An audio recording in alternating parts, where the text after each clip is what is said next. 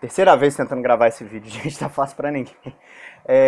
Pra quem não me conhece, né, eu sou professor Valdinei Costa, né, sou professor da UERN, do Departamento de Ciências da Religião, que é o departamento que atualmente eu coordeno. E eu tô gravando uma série de vídeos porque a gente tá com as aulas suspensas, assim, para tentar ajudar aí nas ações de contenção do novo coronavírus. E estou tendo que disponibilizar um material aí para os meus alunos, né? Mas resolvi deixar isso público, né? Então, se você por acaso não é da turma, né? Tá aparecendo aqui, fica a explicação aí. Se tiver mais curiosidade a respeito do que é ciência da religião, consulta aí na descrição do vídeo, vai ter um link aí para te dar uma instrução. Mas enfim, esse vídeo aqui é uma espécie de conclusão, porque eu fiz duas aulas, né? Sobre campo religioso brasileiro, segundo o Pierre Sanchi.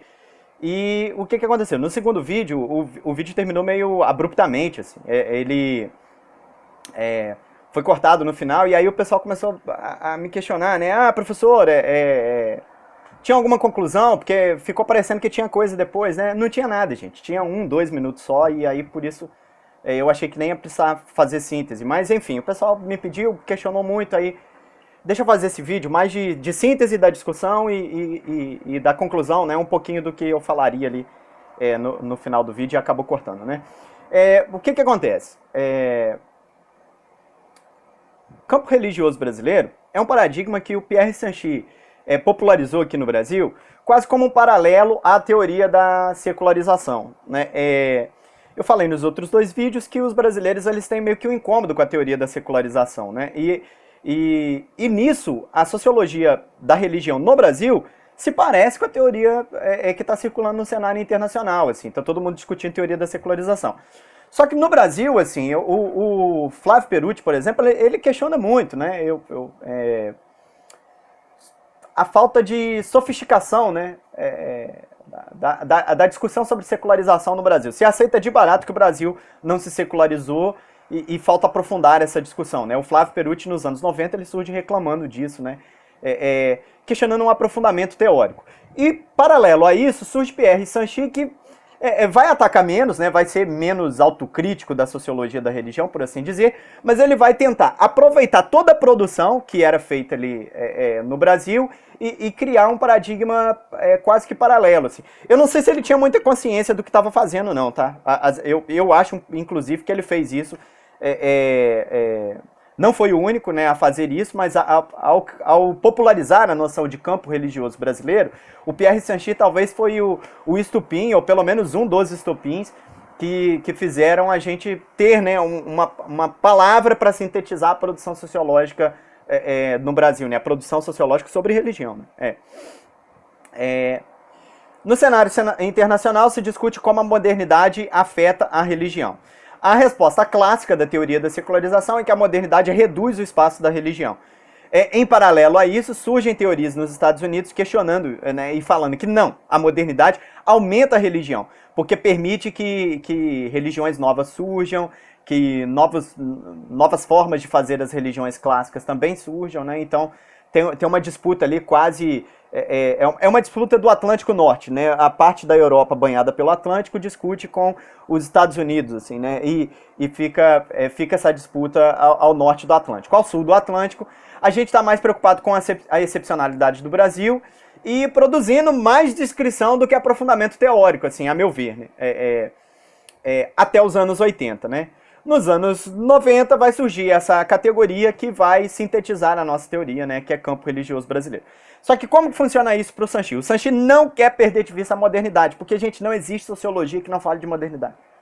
Assim, isso é uma coisa assim, que eu acho que a gente precisava entender eu costumo brincar com os meus alunos que sociologia de qualquer coisa é, antes de qualquer coisa, sociologia. E o que é sociologia? Sociologia é uma teoria da modernidade. Eu estou aqui comprando a descrição didática do Carlos Cel, né? Que é um professor lá do... Deixa eu achar o livro dele aqui. Esse professor aqui, ó, Carlos Eduardo Cel, que é professor no Rio Grande do Sul. Cadê? Não, desculpa. É um professor na UFSC, né? Que é a Federal de Santa Catarina, né?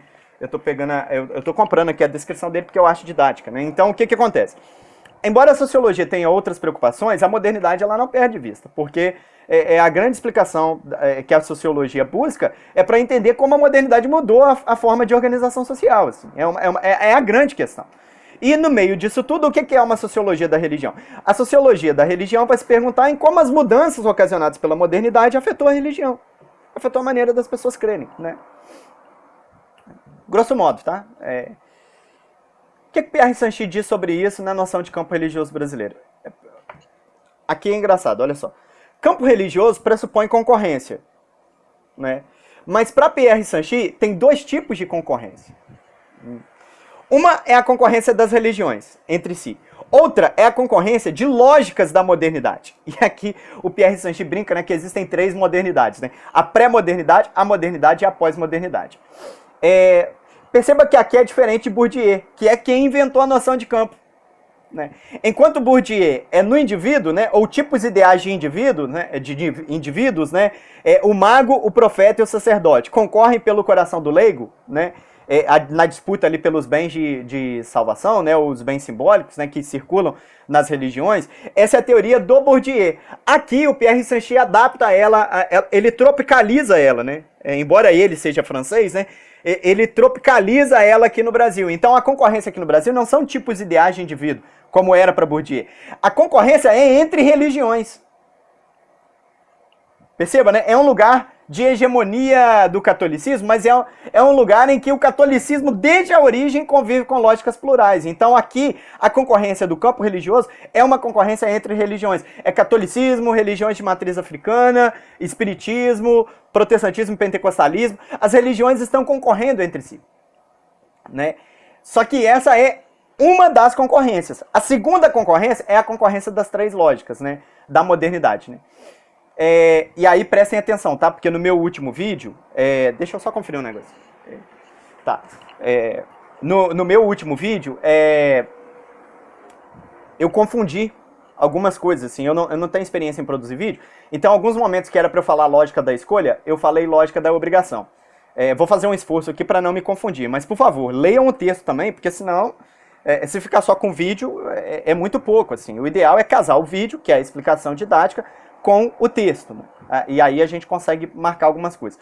Mas olha só, o que são as três lógicas, né? A lógica da obrigação, que é a lógica pré-moderna, a lógica da escolha, que é a lógica do indivíduo, e a lógica da atomização, que é a radicalização do indivíduo. Sintetizando, como se comporta isso, né? A lógica da obrigação é a lógica da religião que nos foi dada. É a religião que nós não escolhemos, né? Eu sou católico porque o meu pai foi, porque o meu avô foi, o meu bisavô foi, e assim vem se montando a cadeia de memória. Nós temos a obrigação de ser católicos, né? E não fomos nós que escolhemos, né? Essa é a lógica da pré-modernidade. Só que tipo de pré-modernidade é essa, né? É o catolicismo romano? Não. É o catolicismo que nós abrasileiramos aqui, é um catolicismo santorial, com festas populares. É um catolicismo que é uma espécie de esponja, que suga para dentro de si até elementos de outras religiões, sem deixar de se impor como aquela religião que nós temos a obrigação de pertencer, né? Então, embora a gente até possa dizer que o nosso santo não bate, né, com o do nosso vizinho, né, que seria uma coisa mais de religiões de matriz africana, nós expressamos isso em jargões católicos, né, de uma maneira católica.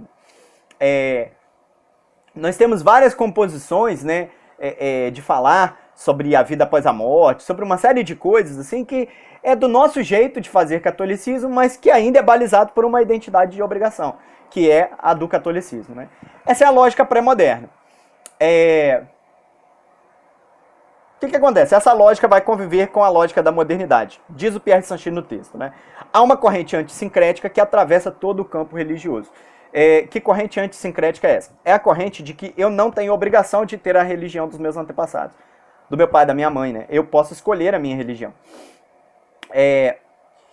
Quem puxa essa corrente antissincrética é o pentecostalismo e o protestantismo. Assim. Eles vão atravessar o campo dizendo que você pode se converter. Você não precisa mais ter a religião dos seus pais. Só que a corrente antissincrética afeta também as religiões afro-brasileiras, né? Com a campanha lá, né, dos candomblés de São Paulo, né? Quem é de axé diz que né? Quem é de Perceba que eu estou falando axé aqui, e até o axé pode ser visto, porque tem uma preocupação em voltar à identidade afro e até ter a pronúncia iorubá, né? Então, tem gente que nem vai falar axé mais, vai falar axé, né? Então perceba que todos esses movimentos são de quê? De reivindicar uma identidade, que é a minha, que me foi negada pelo jeito que o Brasil se montou. A forma como a história do Brasil se desenvolveu me obrigou a ser católico. Mas se eu sou de terreiro, eu não preciso mais dizer que sou católico. A lógica moderna me permite afirmar a minha identidade. E isso é muito forte no movimento negro, né? Das pessoas tentarem resgatar as suas culturas, né? As suas expressões religiosas, né? De matriz africana, né, por assim dizer. Então isso também é uma lógica moderna. A lógica dos espíritas, né, que vão parar de se declarar católicos e vão começar a se declarar, né, mais da linha do Allan Kardec, também, né, é uma lógica moderna, né, e tal. E isso, enfim, vai meio que concorrer com a lógica da pré-modernidade, né, que é a religião da inércia, né. Você ficando, né, você vai passando meio que por osmose, né, na convivência com os seus parentes, né, você vai herdando a religião dos seus parentes, né. A lógica moderna é oposta a isso, é a lógica da escolha. Agora, isso convive com a terceira lógica, e aí é que pode estabelecer alguma confusão, que é a lógica da pós-modernidade. Na lógica da pós-modernidade, você radicaliza a sua escolha a ponto da sua escolha não ser mais grupal. Porque perceba assim, na lógica moderna, você pode escolher ser espírita, escolher ser de terreiro, escolher ser crente, em oposição ao ser católico, mas você faz isso numa identidade grupal, que é a identidade de evangélico, ou de protestante, ou de pentecostal, ou de espírita, ou de candomblessista, ou de umbandista. E essas lógicas, elas são lógicas que agrupam pessoas. São identidades coletivas. Na lógica da pós-modernidade não é mais assim. O indivíduo tem liberdade para escolher a sua identidade, mas além disso, ele tem liberdade para compor essa identidade de base com pílulas ou com partes de outras religiões. E aí a lógica pós-moderna. É pós-moderna não por ultrapassar a modernidade, mas muitas vezes por radicalizar a modernidade. E aí parece tanto com a modernidade quanto com a pós. Parece com a modernidade porque o indivíduo tem possibilidade de escolha, mas parece também com a pré-modernidade porque a gente está misturando religiões. Entende? E é isso que chama a atenção do Sanchi. Os meus alunos ficaram muito em dúvida assim, a respeito de qual a diferença entre pré-modernidade e pós-modernidade. Mas perceba que essa é a grande dificuldade. Ou grande, assim, a grande sacada do Pierre Sanchi. Assim, como a pós-modernidade parece com a pré-modernidade, assim, nesse sentido. Porque a gente está misturando religiões. Do jeito que era a nossa esponja brasileira pré-moderna. Assim. Só que para não deixar vocês órfãos, né, de explicação, olha só, vou criar aqui um recurso didático, e aí é do Valdinei, menos do que do Pierre Sanchi, a respeito de qual a diferença entre pré e pós. Porque o que chama a atenção do Pierre Sanchi é exatamente a semelhança. Mas há diferença, né? Qual que é a diferença entre a esponja pré-moderna e a esponja pós-moderna? E eu acho que foi nesse momento que o segundo vídeo aí travou, né? Então eu tô fazendo esse terceiro mais para falar isso e depois a gente termina. Na pré-modernidade, a esponja é assentada numa identidade coletiva, muitas vezes imposta pela estrutura, né, pela organização social. Uma organização de padroado vai impor uma identidade católica. Quem é brasileiro é católico e ponto. Né? Isso é completamente diferente da lógica da pós-modernidade. Na lógica da pós-modernidade, a gente está misturando religiões, mas não é mais por uma identidade coletiva. É uma identidade que o indivíduo escolheu. A primeira escolha pode até ser coletiva, né? Eu não sou mais católico do jeito que meu avô foi, eu me tornei evangélico. Mas evangélico, né? Desculpa, né? Quase que eu falei evangélico aí, porque o pessoal anda zoando muito o pessoal que vota no Bolsonaro, né? Mas perdão aí, é evangélico, né? Então, num primeiro momento, né? Eu era católico, me tornei evangélico. Mas num segundo momento, apesar de eu ser evangélico, eu gosto de escutar o Padre Marcelo. Eu leio algum livro espírita. Eu gosto de ler Paulo Coelho, por exemplo. Perceba que quando eu dou esse segundo passo, eu estou radicalizando a escolha individual. Estou misturando religiões? Estou. Mas a esponja não está mais assentada no coletivo. Ela está assentada no gosto individual.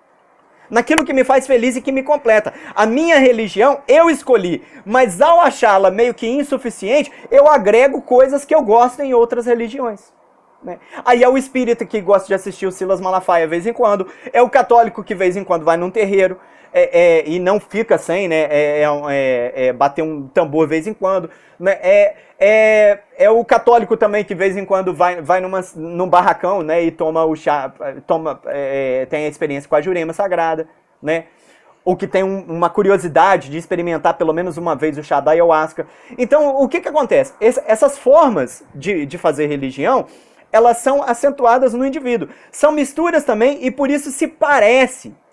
Aparentemente é igual à pré-modernidade, mas a diferença é onde a esponja se assentou. Ora ela se assenta numa identidade coletiva, que é quase que imposta pela dinâmica tradicional, ora ela se assenta no indivíduo. E aí é esponjoso? Mas quem define o que é que vai ser esponjado é o indivíduo, não é mais a identidade coletiva. Assim.